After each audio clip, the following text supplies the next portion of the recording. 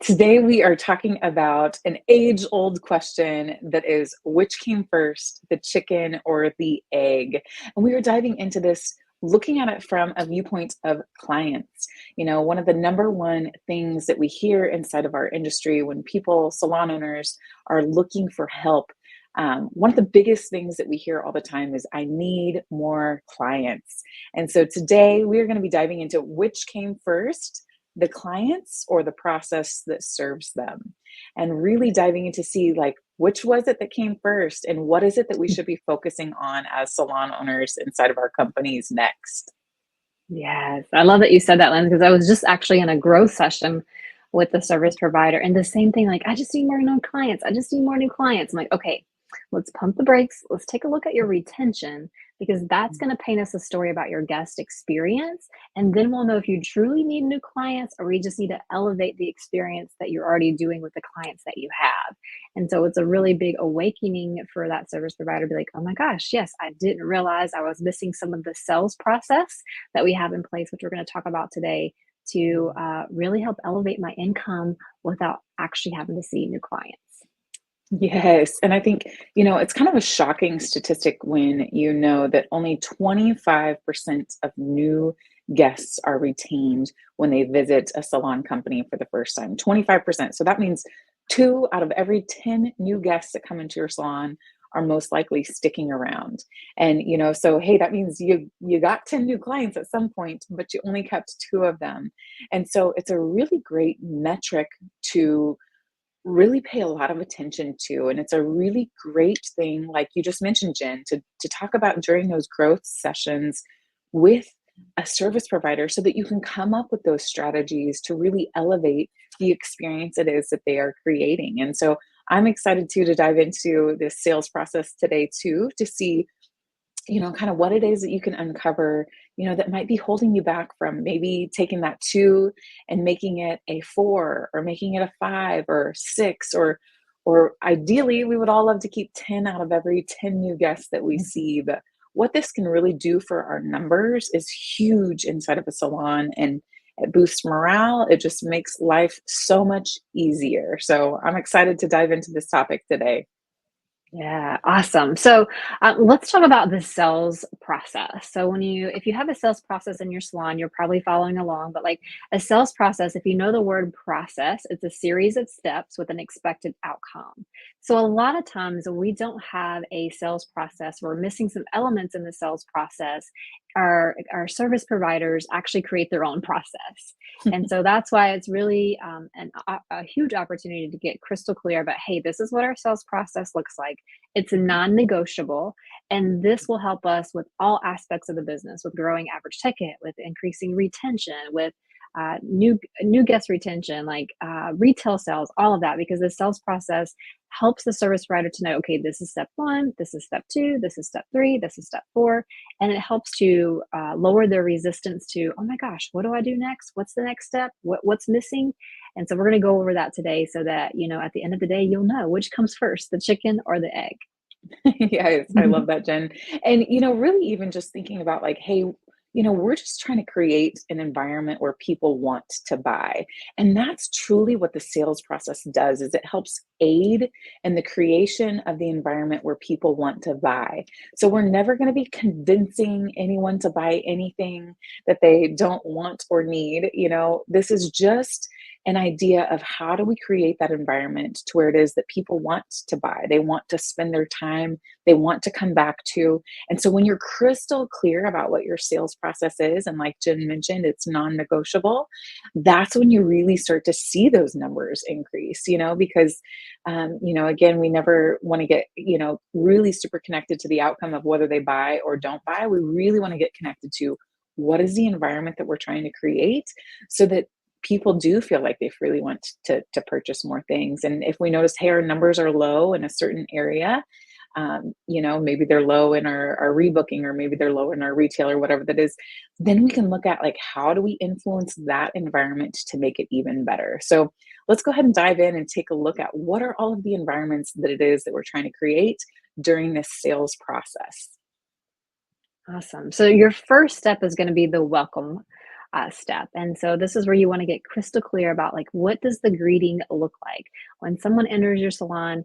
Is there a uniform branded saying that you say, or exactly what does it look like? Where does the guest go? What does the client or guest? What does the client do? What does the client see next? And so you want to have this process like actually written out, and you'll start to pay attention as you go into businesses too. Is like when you walk into a space, like, oh, I really love this, or this isn't resonating with me. And so, like, really working with your team, is it like, do you say welcome back when a guest comes in? Do you say how's your day going? Whatever it may be, you just want to make sure that it's streamlined and that it's uniform, so that somebody feels that warm greeting. Because someone said to me the other day, they said, I learned this from a mentor. They were like, a lot of times we're trying to be like different, we're trying to stand out. But really, at the end of the day, it's not always about being different. It's about making that connection. And so when you have that great welcome entrance, it really helps to create that connection between the salon and the clients. I love that, Jen, because when you are able to create that connection, that does just wow people for sure, and I think we've all had a good or a bad experience with a welcome when we've gone in somewhere. And, I think not to pick on nail salons, but, they can kind of come with, just some, a typical experience could be you walk in and they just say, pick out your color or whatever it is. And you're like, well, I'm actually here to get a gift card. Can I do that? It does not create the environment where you want to buy, and, or they are like, do you have an appointment? And you're like, well, no, can I just walk in? And so just really, being cognizant, like when you have that experience versus the opposite, where someone, like you mentioned, is just trying to get connected right away. Wow, the difference is just incredible. So once you nail that welcome and you're crystal clear on what that looks like for your salon company, the next thing that you want to really think about the environment is the tour. So, anytime somebody new comes into your space, you really want to, set the stage for making their experience comfortable. It doesn't matter if you are in a 200 square foot space or a 20,000 square foot space. You want to make sure that that new client, understands kind of what's going on and what's in it for them. So, an old school tour would have been all about showcasing you and who you are and who the salon company is. But now what matters most is helping make that guest, that client feel comfortable.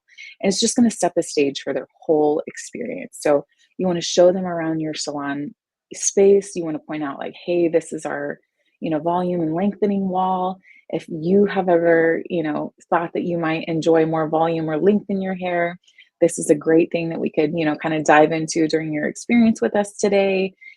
Show them the amenities, let them know if you have like chargers or medicine or, anything to make their experience better. And let them know how they can get that, where it's either located or who to ask. Introduce them to a couple of people on the team. Let them know, hey, things are a little different here. You're going to notice we do work together as a team, And so I think pointing out a few things like that really helps lower people's resistance when they come into this space. Because, that's the hardest thing, is coming into the space for the first time. And once they already start to feel relaxed, then they're going to be more likely to take on the information that you're trying to help them with when it comes to solving their hair, skin, nail, whatever problems it is that they might be experiencing that you're trying to help them elevate. So get them really acclimated to this space during that tour so that you can create an awesome environment for them. Yeah, awesome. And so the next step of the process is actually going to be the consultation. And I think this one, they're all really huge. This one really stands out to me because, like, clients sit in the chair and they look around the salon and they see maybe stylist or service provider A, like asking a lot of questions, giving a great consultation. And then their experience is like, wow, my service provider asked me one question and got started right away. And so you want to have some kind of uniform, like maybe it's 2 or 3 questions that's asked during every consultation, and maybe those change monthly, so that you can really find out what's most important to the client. Like, what can we really help you with today?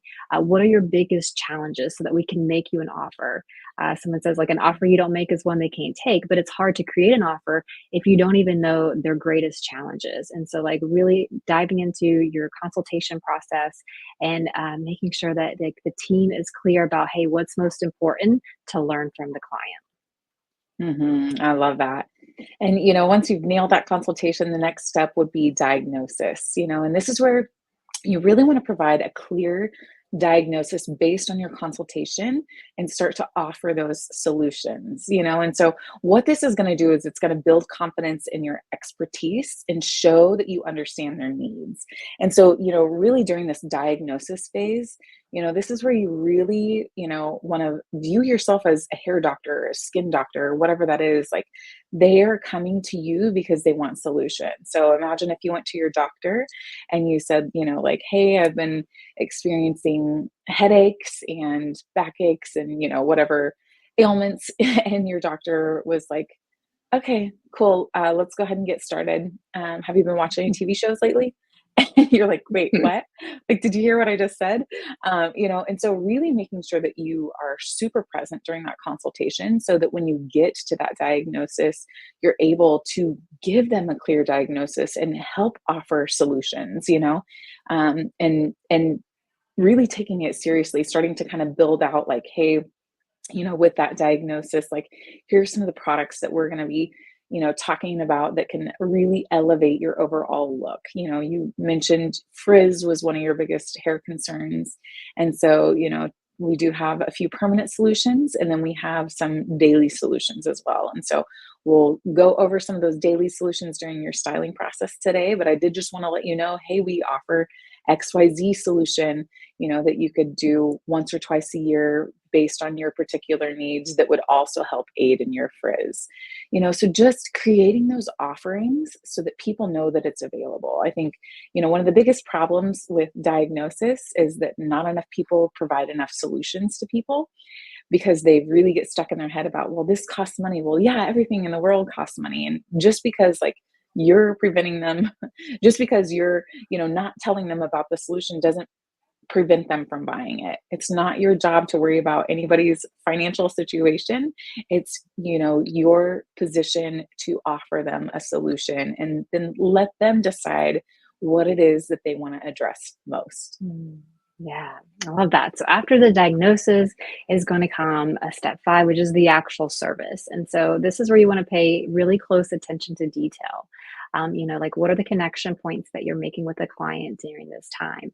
Maybe it's does everyone use hot towels? Maybe there's a certain neck massage that you perform or a makeup touch up at the end of the service. And so the more consistent you can be with every service provider, the greater outcome of you will have. And so like, it's so crazy is like sometimes somebody will see one service provider and maybe you've seen this or experienced this. They'll see one service provider and they're like blown away because they got a neck massage, they got a makeup touch up, and they see another service provider and they didn't get any of that. And what happens in that moment, it breaks trust with the entire salon company. And so really, talking to your team about like, what are your non-negotiables when it comes to service standards and like, how can we really make clients feel pampered and well taken care of at the end of the day? I love that, Jen. That definitely would create a lot more trust. And that next step after you've nailed the service is the prescription stage. And so this is where you recommend the right products or services, to maintain their look at home. And so, this is truly what matters. Like, yes, you can give them an amazing style on the day of their visit, but if they don't understand how to maintain it until their next visit, they're not going to love their look as much. And so making sure that you gather the products to have them easily accessible for them to take home with them, and then explain how to use each one properly, because sometimes we forget, we know, you know, to get the best results, how to hold the can away from the head, but the Mhm. guest might not know that. We know how much product to use, how often to use it. So really going into those details during the prescription stage is huge so that they feel empowered when they get home to recreate their look, whether it's their hair, it's maintaining their skin, whatever it might be. Yeah.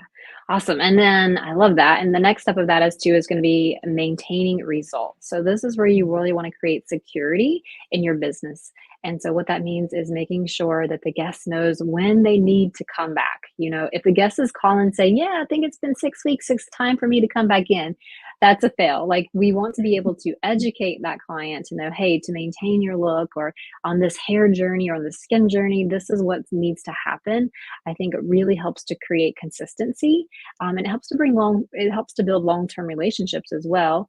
Because, like, let's say you have 100 hours in your salon company to sell for the month and your pre-book is only 30%. Well, that means probably the next month you're going to have to fill 70% of the hours. So if you had 100 hours, that'd be like 70 hours you're trying to find clients for.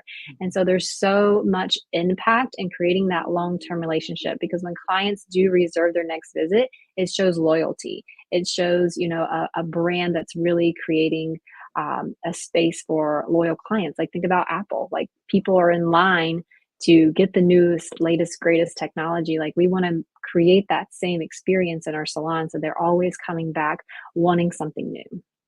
I love that. And, the next phase then would be the checkout process. And so we love to use the love checkout process, where, the L stands for listen. Ask them, what was the best part about your service today, or about your experience today, sorry. And, just listen to what their experience was like, because that can really help, especially if they're like, I just loved that you greeted me with my favorite drink already. Like, knowing what stands out to people can help take your great team and make them even more excellent. And so listen, then, offer products. So go over the products, make sure that they, are taking the prescription home that they need to. Verify their next appointment with them is the V.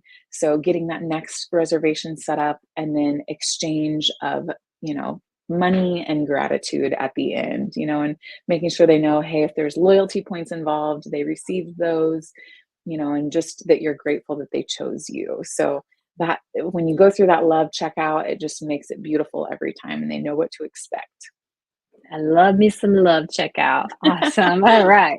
And so the next step is going to be the follow up. And so this is where you really want to have a system where, like, if it's a new client, like, that you're doing maybe a follow up call with the script to make sure that their experience was exactly as they expected.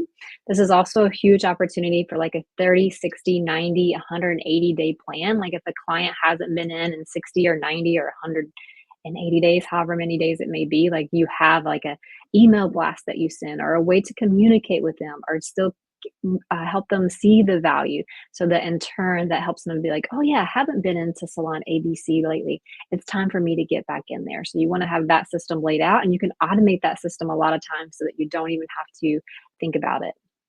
Yeah, so good. And you might be thinking, wow, all of this is amazing. What next? Well, the next thing is this is the beginning of the process for you. So you get to, work together to implement that 9-step process. And when you have that sales process really nailed down and everybody knows the agreement to win, that's when people can start winning. It's just when there's confusion about, like, how do we do this? How do we do that? What do I say? That's where everybody makes up their own. They do their own greetings, they do their own servicing, they do their own prescribing. And so when you get really crystal clear and share that vision with everyone on your team, then during huddles and salon celebrations and things like that, you can work on implementing those and elevating them over time. Yeah, awesome. I'm shaking my head over there. I'm like, yeah, this is good. This is good. So, just to reinforce what we talked about today, it's not just about getting more clients. It's about serving the ones you have with excellence. And so, if you loved this podcast, be sure to share it with a friend. And we can't wait to catch you next week. Thanks.